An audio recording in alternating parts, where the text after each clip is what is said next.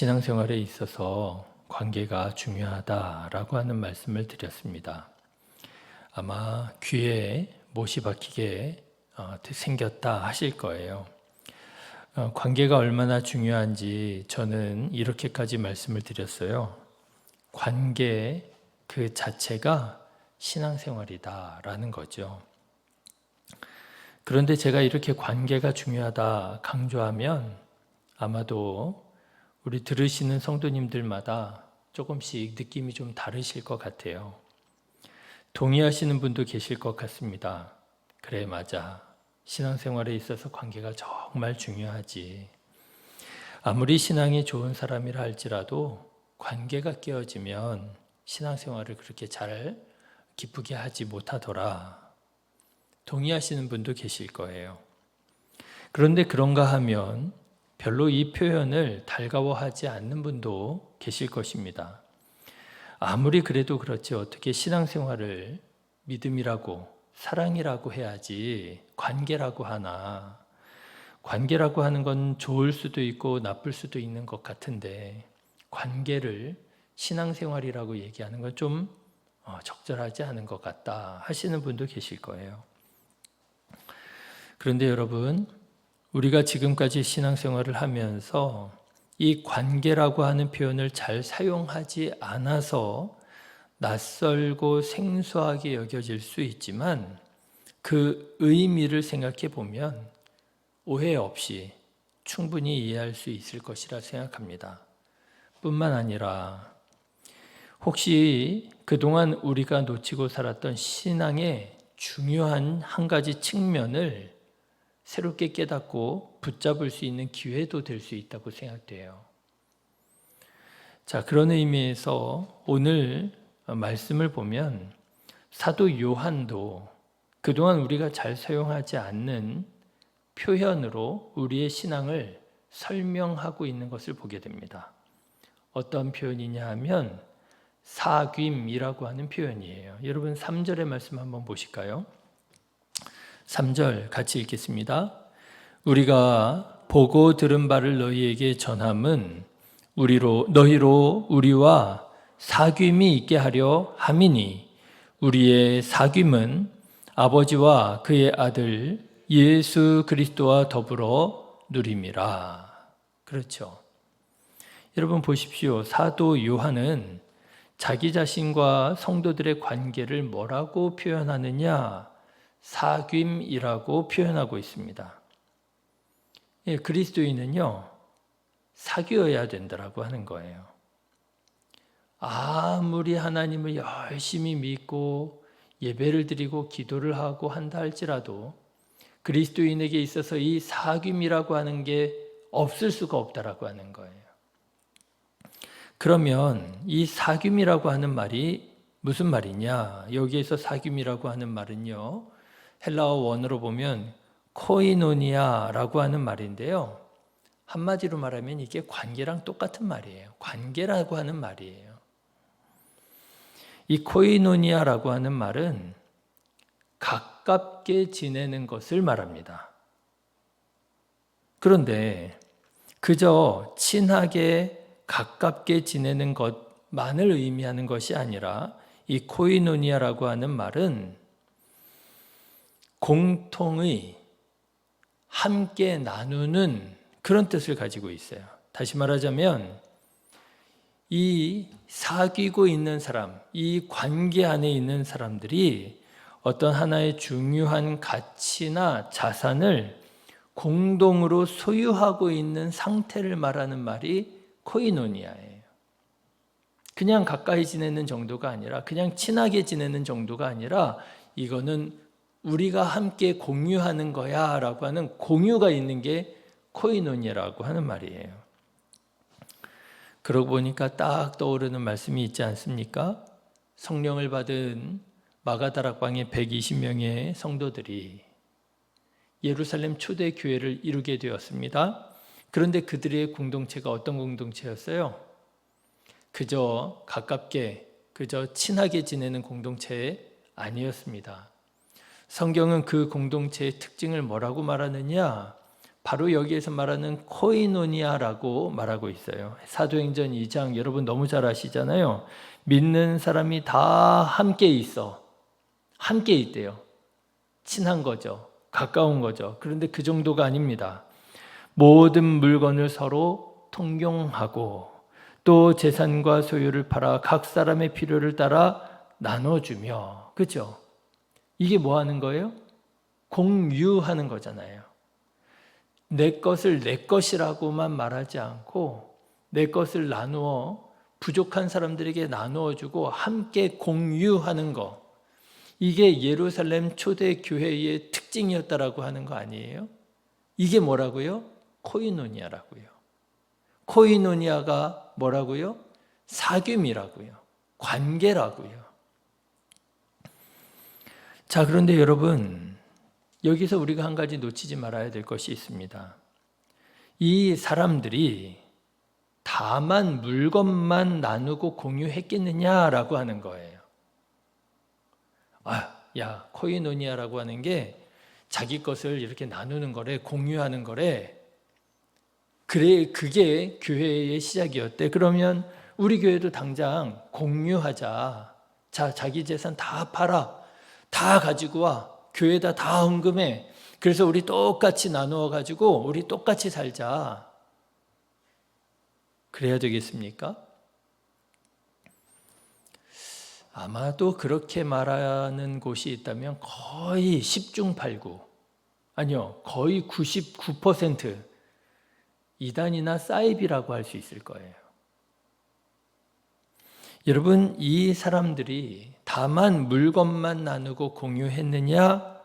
그거 아니었을 거예요. 만일 그랬더라면 그들의 사귐은, 그들의 공동체는 오래가지 못했을 것입니다. 당장 물질적인 문제가 발생했을 거예요. 예루살렘 초대교회에 당장 물질적인 문제 발생했잖아요. 그죠? 히브리파와 헬라파로 나누어져 가지고 왜 우리 파당 사람들은, 과부들은 구제에서 빠지느냐 막 이러면서 문제가 생기잖아요. 여러분, 우리가 물질적인 것에 너무 집중하게 되고요. 물질적인 것이 기준이 되어 버리면은요, 당장 문제가 생깁니다. 그 사귐이 오래가지 못해요. 유명한 얘기지만 공산주의를 만든 막스 이런 사람들이 있잖아요. 이런 사람들이 어디에서 그 공산주의의 아이디어를 얻었느냐? 이 성경 말씀에서 얻었다는 거예요. 그 사람의 아버지가 목사님이었다나 그랬다는 거예요. 그래가지고 어려서부터 성경을 많이 읽었는데 보니까 이 말씀을 너무너무 이게 멋있어 보이는 거예요. 아름다워 보이는 거예요. 사람들이 다 자기 것을 자기 것이라고 하지 않고 함께 공유하고, 야, 이런 세상이 있으면 이게 참 유토피아 낙원이겠구나 하고 만든 게 공산주의였다라는 거 아니에요. 여러분, 공산주의의 아이디어를요, 성경에서 얻었대요. 예루살렘 초대교회에서 얻었대요. 그런데 여러분, 왜 공산주의가 오늘날 이 문제를 일으키고 난리가 났겠습니까? 왜요? 물질에만 집중했기 때문에 그런 거죠. 여러분, 초대교회 사람들의 나눔, 초대교회 사람들의 공유는요, 코이노니아, 그 사귐은요, 다만 물질적인 것에 있는 것이 아닙니다. 그들은 물질 그 이상의 것을 공유했어요. 뭐요? 예수 그리스도를 공유했던 거예요. 예수님의 사랑을 공유했고요. 예수님의 삶을 공유했고요. 예수님의 믿음을 공유했고요. 예수님을 공유할 때에 그들의 사귐이, 그들의 공유가 튼튼하게 은혜가 되고 사람들에게 칭송받는 것이 될 수 있었던 것이지요. 예수님이라고 하는 공유가 없다면, 공통점이 없다면 그들의 사귐은 금방 깨지고 문제가 생기고 난리가 났었을 것이에요. 무엇보다도 중요한 가치, 예수님이라고 하는 그 가치를 공동으로 소유하고 공유할 때에 그 사귐이 교회가 되는 것인 것이지요. 오늘 말씀도 보십시오. 사도 요한은 그저 너희와 우리의 사귐으로 끝나지 않습니다. 이 사귐이라고 하는 말이 너희와 우리의 사귐으로 끝나지 않고요. 더 중요한 사귐으로 나아가는 것을 보게 됩니다. 여러분 3절 말씀 다시 한번 보실까요? 같이 읽겠습니다.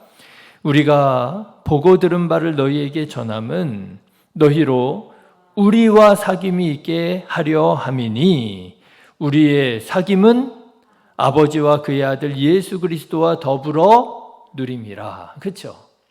우리의 사귐으로만 끝나지 않습니다. 어디까지 확장돼요? 어디 안에 있어요? 아버지와 그의 아들 예수 그리스도와 더불어 누리는 사귐 안으로 성도들의 사귐이 공유가 되는 거예요. 함께 누리게 되는 거예요. 그렇기 때문에 교회가 교회일 수 있었던 거예요. 그리고요, 그게 신앙생활이었던 것이고요. 일주일에 한 번 교회 가서 예배드리고 1시간 딱 예배드리고 집에 돌아가서 나 예배드렸어. 하나님 말씀 들었어. 한다고 해서 여러분 그게 신앙생활이라고 할 수 있는 것이 아니라 여러분 과장해서 말하면 그건 종교생활일 수 있죠. 나 기독교인이야. 종교인이야. 여러분 우리가 진정한 의미에서 신앙생활을 한다는 건 무엇이겠습니까? 하나님의 말씀을 듣고 나를 향하신 하나님의 말씀을 듣고 그 말씀대로 살아가기를 애를 쓰고 하나님의 말씀에 순종하여 살아가기를 노력하며 살아가는 것, 그게 신앙생활이잖아요. 그런데요 여러분, 우리가 겸손한 마음으로 생각해 보면은요, 나 혼자서는 그게 잘 안 되잖아요. 그렇지 않습니까? 그래서 여러분 그게 뭐가 필요한 거예요? 성도 간의 교제가 필요한 거잖아요. 성도님들 만나면 그저 세상 돌아가는 얘기, 정치 얘기, 경제 얘기 하는 게 아니고요. 성도님들 만나면 내가 그동안 하나님의 말씀대로 살아가려고 애를 썼는데 그러면서 일어난 좌충우돌의 이야기들을 나누면서 서로 격려하고 위로하고 새롭게 결단하고 그래 맞아. 비록 내가 지난 한 주간에 하나님의 말씀대로 살지 못했지만 내가 실패했지만 내가 네 얘기를 듣다 보니 그래 내가 다시 한번 도전해야 되겠네. 힘이 나네. 그래 하나님께서 분명히 함께 하시리라고 나도 믿어. 이런 것들을 교류하면서 함께 공유하면서 격려하면서 그리고 새로운 삶으로 나아가려고 애를 쓰는 것, 결단하는 것, 기도하는 것, 그게 우리의 사귐이고 그런 것이 우리에게 필요한 거 아니겠어요? 그게 신앙생활인 것이지요. 여러분 우리가 사귐이라고 하는 표현을 잘 사용하지 않습니다. 신앙생활을 할 때. 그렇지만 오늘 말씀을 보십시오. 사귐이라고 하는 표현을 통해서 우리는 코이노니아라고 하는 말의 의미를 다시 한번 깨달을 수 있고요. 이 코이노니아라고 하는 말을 통해서 우리는 교회와 신앙생활에 대해서 새로운 관점으로 우리가 새로운 이해를 갖게 되더라고 하는 것이지요. 그렇구나. 신앙생활이라고 하는 게 하나님과 예수님의 이 교제 안에서 우리가 다른 형제 자매들을 함께 교제하는 것이로구나. 그게 사귐이로구나. 그렇지요? 자, 여러분 오늘 우리는 우리 주위에 있는 성도님들과 무엇을 나누고 무엇을 공유하고 있습니까? 여러분 혹시 무엇을 공유하고 있는지 한번 생각해 보십시오.